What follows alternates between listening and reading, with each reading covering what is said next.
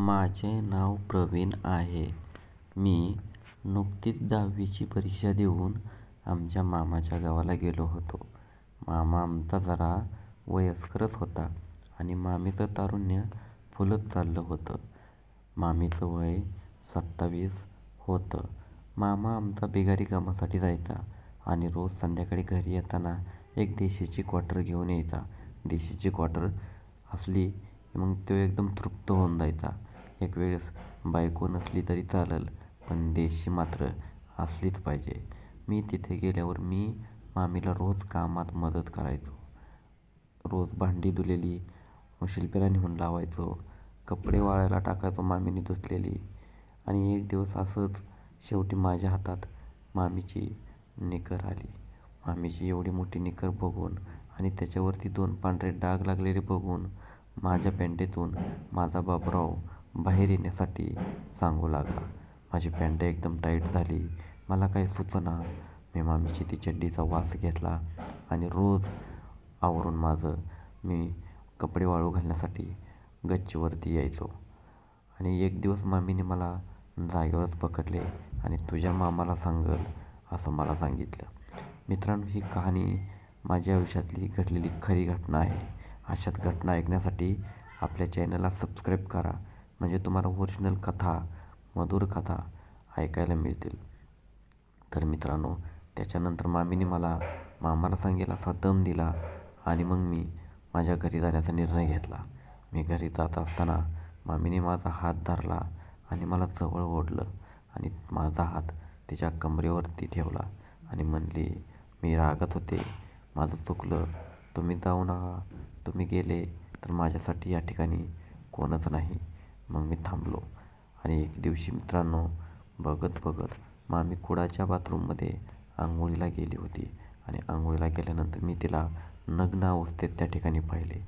मामीची जर सांगायचं झालं तर मोठमोठ्या गोऱ्या पानमांड्या, निमुळती कंबर, जणू काय 9वीतल्या मुलीसारखे वरती टोक आलेले बॉल, खाली तिची बुक्की लाल जरद झालेली. हे बघून मित्रांनो मला दम निघाला. आता मात्र मी माझ्या मामीला ठोकायचं ठरवलं. मग मित्रांनो, मामीचा बड्डे 3 जानेवारीला आला होता जवळच. मी मामीला म्हणलो, मामी आज तुमचा बर्थडे आहे, तर मी गावात जाऊन तुमच्यासाठी काहीतरी मोठं गिफ्ट घेऊन येतो. तर मामीने मला सांगितलं की प्रवीण, तुम्ही मला घरातच थांबून असं एक काहीतरी चांगलं गिफ्ट द्या. तर मी म्हणलो, मामी मी घरातूनच तुम्हाला कसं गिफ्ट देणार? तर मामी म्हणले, तुमच्याकडे सर्वात मोठं गिफ्ट तुमच्याजवळच आहे, ते तुम्ही घरातच मला देऊ शकता. मला बाहेरच्या गिफ्टची काहीच गरज नाही. तर मित्रांनो, मी थांबलो, मामीचा बर्थडे केला, सर्व केलं आणि त्या दिवशी मामा एवढे दारू पिऊन आले की मामाला उठता येईना आणि बसता येईना. त्या दिवशी माझ्या जवळ रात्री मामी आली, माझ्या अंगावर हात फिरवू लागली. मला कसं तरी व्हायला लागलं. मित्रांनो, मामीनी समोरासमोर सगळी साडी वस्त्र काढलं, वस्त्रहरण झाली. तिचं गोरपान शरीर, मोठ्या लट मांड्या, लाल जरद बुक्की, मोठे मोठे टोक, समोर आलेले बॉल पाहून मी भारावून गेलो. मामीने केस सोडली आणि मला सांगितलं की आता तुम्हाला द्यायचं बक्षीस काय द्यायची ती द्या. मला तुमच्याकडून एक मूल हवं आहे.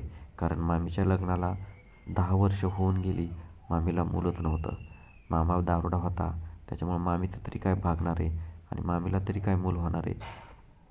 मग मी मामीला जवळ घेतलं, मामीचे होठात घेतले, कचा कचा चावू लागलो. मामीला जिभेने अख्खा सगळीकडनं मी चाटून घेतले. मामीची बुक्कीसुद्धा मी चाटली. माझी जीभ मामीच्या बुक्कीत घातली. नाही तिथं मी माझी जीभ फिरवली. मामीचे बॉल मी चोखून रिकामा झालो आणि मामीला एवढा ठोकलो की मामीला डॉग शॉट मारला. नको ते चांगले चांगले भारी भारी शॉट मारले आणि मामी मला ओरडायला लागली, अजून करा प्रवीण, अजून करा प्रवीण, तुम्ही मला सोडून जाऊ नका प्रवीण, मला तुम्ही लय आवडता. असं करून मामीने माझ्याकडून एवढं करून घेतलं आणि शेवटी मामी म्हणायला लागली, प्रवीण आता बास करा, आता बास करा, उद्यासाठी थोडं राहू द्या. तर तुम्ही आजच सगळं केलं तर उद्या मला कुठंतरी दुसरीकडे जावं लागेल आणि मला थांबवत नाही, मला रोज करायला लागतं. मित्रांनो, अशाच कथा ऐकण्यासाठी आपल्या चॅनलला सबस्क्राईब करा.